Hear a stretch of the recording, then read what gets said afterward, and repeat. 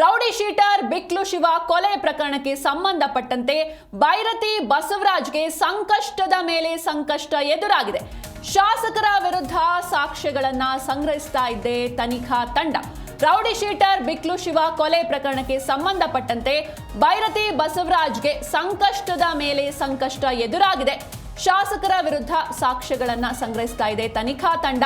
ಒಂದಷ್ಟು concrete evidence ಸಿಕ್ಕಿದ್ದಕ್ಕೆ ನೇರವಾಗಿ notice ಕೂಡ ನೀಡಲಾಗಿದೆ. ಇನ್ನು 2 ದಿನಗಳ ಕಾಲ ಶಾಸಕರ ವಿರುದ್ಧ ಒಂದಷ್ಟು ಸಾಕ್ಷ್ಯಗಳು ಪತ್ತೆಯಾಗಿವೆ.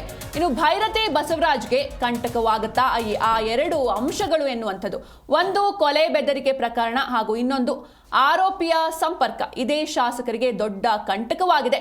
ಹಲವು ವರ್ಷಗಳಿಂದ ಶಾಸಕರ ಸಂಪರ್ಕದಲ್ಲಿರೋ ಜಗ್ಗ, ಶಾಸಕರಿಗೆ ಅತಿಯಾಪ್ತನಾಗಿರೋ ಮಾಜಿ ರೌಡಿ ಶೀಟರ್ ಜಗ್ಗ. ಕೆಲ ಠಾಣೆಗಳಲ್ಲಿ ಜಗ್ಗನ ಪರ ಮಾತನಾಡಿದ್ದಾರೆ ಶಾಸಕರು. ಈ ಕುರಿತಾಗಿ ಕೂಡ ಮಾಹಿತಿ ಲಭ್ಯವಾಗಿದೆ. ಈ ಹಿಂದೆ ಕೆಲ ಠಾಣೆಗಳಲ್ಲಿ ಜಗ್ಗನ ಪರ ಶಾಸಕರು ಮಾತನಾಡಿದ್ದಾರೆ.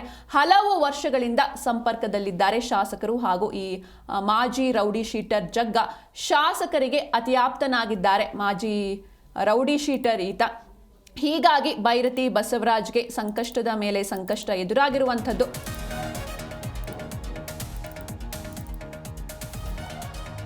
ಕೆಲಸಗಳನ್ನ ಮಾಡಿಸಲು ಶಾಸಕರು ಸಹಾಯ ಮಾಡಿದ್ದಾರೆ.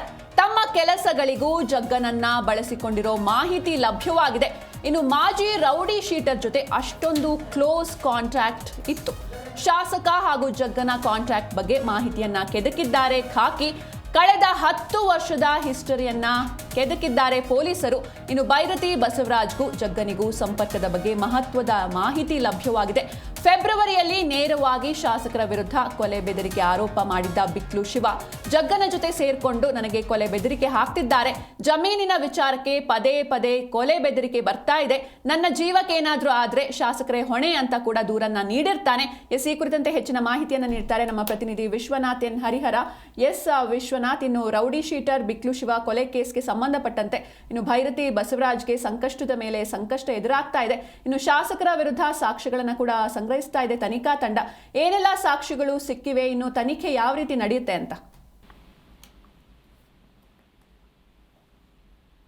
ಸಂಚನಾ, ಈ ರೌಡಿ ಶೀಟರ್ ಬಿಕ್ಲು ಶಿವ ಕೊಲೆ ಪ್ರಕರಣಕ್ಕೆ ಸಂಬಂಧಪಟ್ಟಂತೆ ಪೊಲೀಸ್ ಅಧಿಕಾರಿಗಳು ಕೂಡ ತನಿಖೆಯನ್ನು ಮುಂದುವರಿಸಿದ್ದಾರೆ. ಮತ್ತೊಂದು ಕಡೆ ನಿನ್ನೆ ಹೈಕೋರ್ಟ್ ಏನು ಸೂಚನೆಯನ್ನ ಕೊಟ್ಟಿತ್ತು, ಭೈರತಿ ಬಸವರಾಜ್ ವಿಚಾರಣೆಗೆ ಹಾಜರಾಗಬೇಕು ಅಂತ. ಹೀಗಾಗಿ ಇದೇ ಆಂಗಲ್ ನಲ್ಲಿ ನೋಡಿದರೆ ವಿಚಾರಣೆಗೆ ಹಾಜರಾಗುವಂತಹ ಸಂದರ್ಭದಲ್ಲಿ ಕೆಲವೊಂದು ಅಂದ್ರೆ ನೋಟಿಸ್ ಕೊಡುವಂತಹ ಸಂದರ್ಭದಲ್ಲಿ ಕೆಲವೊಂದು ಸಾಕ್ಷ್ಯಾಧಾರಗಳು ಪ್ರಾಥಮಿಕ ತನಿಖೆಯಲ್ಲಿ ಪೊಲೀಸರಿಗೆ ಸಿಕ್ಕಿರುವಂತದ್ದು ಮೇಲ್ನೋಟಕ್ಕೆ ಸಾಬೀತಾಗ್ತಾ ಇದೆ. ಶಾಸಕರ ವಿರುದ್ಧವಾಗಿ ಕೆಲವೊಂದು ಸಾಕ್ಷ್ಯಗಳನ್ನ ತನಿಖಾ ತಂಡ ಸಂಗ್ರಹಿಸಿದೆ. ಒಂದಷ್ಟು ಕಾಂಕ್ರೀಟ್ ಎವಿಡೆನ್ಸ್ ಅನ್ನ ಸಿಕ್ಕಿದ್ದಕ್ಕೆ ನೇರವಾಗಿ ಅವರಿಗೆ ನೋಟಿಸ್ ಅನ್ನ ಕೂಡ ಕೊಡಲಾಗಿದೆ. ಇದರಲ್ಲಿ ಪ್ರಮುಖವಾಗಿ ಭೈರತಿ ಬಸವರಾಜ್ಗೆ ನಿರಂತರವಾಗಿ ಈ ಜಗ್ಗ ಅಲಿಯಾಸ್ ಜಗದೀಶ್ ಏನಿದ್ದಾನೆ ಅವನ ಜೊತೆ ಸಂಪರ್ಕದಲ್ಲಿ ಇರೋದು ಕೂಡ ಗೊತ್ತಾಗಿದೆ. ಹಲವಾರು ವರ್ಷಗಳಿಂದ ತುಂಬಾ ಆಪ್ತರಾಗಿದ್ರು ಅನ್ನೋದು ಮಾಹಿತಿ ಕೂಡ ಲಭ್ಯ ಆಗಿರುವಂತದ್ದು. ಕೆಲವೊಂದು ಠಾಣೆಗಳಲ್ಲಿ ಈ ಜಗ್ಗನ್ ಪರ ಮಾತನಾಡಿ ಕೆಲವು ಕೆಲಸಗಳನ್ನ ಮಾಡಿಸ್ಕೊಡೋದಕ್ಕೂ ಕೂಡ ಶಾಸಕರು ಅನುವು ಮಾಡಿಕೊಟ್ಟಿದ್ರು ಅನ್ನೋ ಮಾಹಿತಿ ಕೂಡ ಸಿಕ್ಕಿದೆ. ಅಲ್ಲದೆ ಈ ಕೆಲಸಗಳನ್ನ ಮಾಡಾದ್ಮೇಲೆ ಜಗ್ಗನನ್ನು ಕೂಡ ತಮ್ಮ ವೈಯಕ್ತಿಕ ಕೆಲಸಗಳಿಗೆ ಬಳಸ್ಕೊಂಡನ್ನುವಂತಹ ಮಾಹಿತಿ ಕೂಡ ಸಿಕ್ಕಿದೆ. ಓರ್ವ ಮಾಜಿ ರೌಡಿ ಶೀಟರ್ ಜೊತೆ ಅಷ್ಟೊಂದು ಕ್ಲೋಸ್ ಕಾಂಟ್ಯಾಕ್ಟ್ ಯಾಕಿದ್ರು ಶಾಸಕರು ಅನ್ನೋ ಒಂದು ಅನುಮಾನಗಳು ಕೂಡ ವ್ಯಕ್ತವಾಗ್ತಾ ಇದೆ.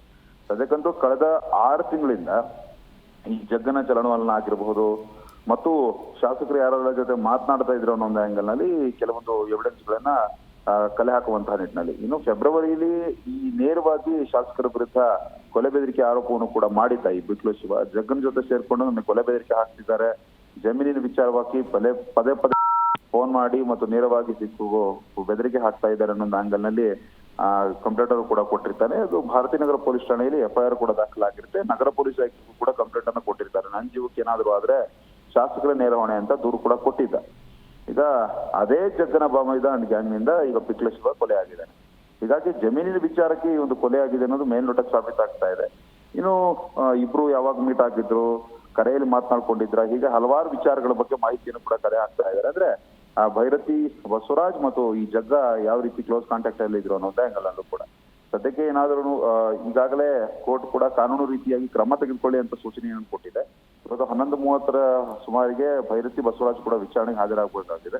ಆ ಸಂದರ್ಭದಲ್ಲಿ ಏನಾಗುತ್ತೆ ಅಂತ ನೋಡ್ಬೇಕಾಗಿದೆ. ಮತ್ತೊಂದು ಕಡೆ ಈ ರೌಡಿ ಶೀಟರ್ ಬಿಕ್ಲು ಶಿವ ಹತ್ಯೆ ಪ್ರಕರಣಕ್ಕೆ ಸಂಬಂಧಪಟ್ಟಂತೆ A1 ಆರೋಪಿ ಆಗಿರುವಂತಹ ಈ ಜಗದೀಶ್ ಏನಿದ್ದಾರೆ ಈತನ ವಿರುದ್ಧವಾಗಿ ಮತ್ತೆ ರೌಡಿ ಪಟ್ಟಿಯನ್ನ ಓಪನ್ ಮಾಡೋದಕ್ಕೆ ಈಗ ಸಿದ್ಧತೆಯನ್ನು ನಡೆಸಲಾಗಿದೆ. ಅಂತಂದ್ರೆ ಡಾರ್ಮೆಟ್ರಿ ಒಂದು ರೌಡಿ ಶೀಟ್ ಓಪನ್ ಮಾಡೋದಕ್ಕೆ ಈಗಾಗಲೇ ಸಿದ್ಧತೆಯನ್ನು ನಡೆಸಲಾಗಿರುವಂಥದ್ದು.